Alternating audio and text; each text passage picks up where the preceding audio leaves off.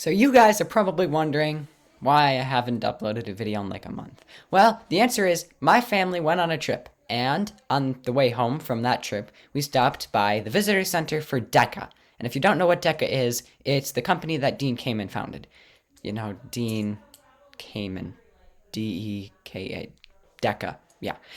But we stopped at the visitor center and it was really great. It was like a mini museum with a bunch of Dean's different inventions. The hostess there was really nice, and they had a little corner with pictures and just displays about FIRST.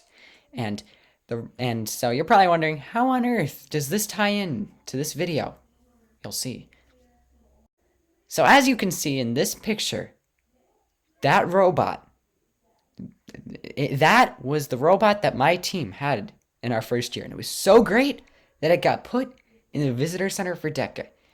Yeah, just kidding. It's the EV3 core set robot. It's adequate. Not really. Okay, I guess. Moving on, please. The robot my team had was significantly better, even if it still lacks any sensors. You can see in this picture that it has those angled beams on it. And to an imaginative mind, they might look a little like bananas, and they're gray. This robot's name was Moldy Bananas. How creative. But this robot, it did quite well. At our regional competition, which in your state or region it might be called the qualifier, it got third place out of all the robots. And I mean, it was adequate for sure. It was a good first-year robot for our team. Ah, Dream Machine, how much we love you. This robot was named Dream Machine. I actually don't know why it was named Dream Machine, but working with it was a dream. This was the first year that our team used any sensors, and we used the gyro sensor in the very heart of our robot. This robot, in my opinion, was my team's most structurally sound robot. I mean, this thing was borderline indestructible. It was built almost entirely out of H and O frames, and because our robot runners practiced so much, it was incredibly reliable, even without sensors. However, the lack of sensors kind of was its downfall at the state competition because there were bubbles on the mat, and if we had been using a line follower or something, our robot would have done significantly better. Instead, it kind of tanked on us. This next robot's name was Nightmare, and no, working with it was not a nightmare.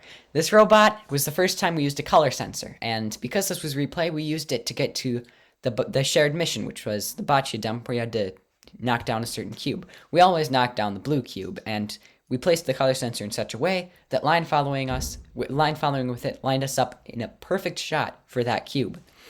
And it was an incredibly reliable mission, so since then we've used sensors much more extensively for our robots. This robot, it was not as structurally sound, but it was a very good robot nonetheless. FLL robot was called the Beast, and it was an incredibly fitting name. This thing was probably the heaviest robot we ever had. For one, it had old weighted bricks that were used as ballast in old Lego boat sets. To add to that, the inside was basically entirely solid, and it was structurally a hot mess, and that's kind of my fault. But this robot was probably the smartest robot my team ever had. We used all 4 sensor ports on the EV3.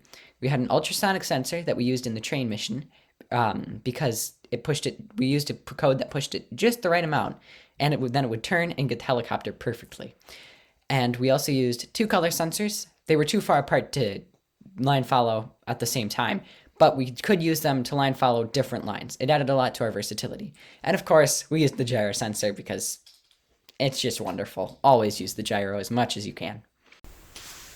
Thanks for watching, everyone. I hope this video was interesting for you. For me, it was a real blast from the past. Good luck to your FLL teams this season and next season.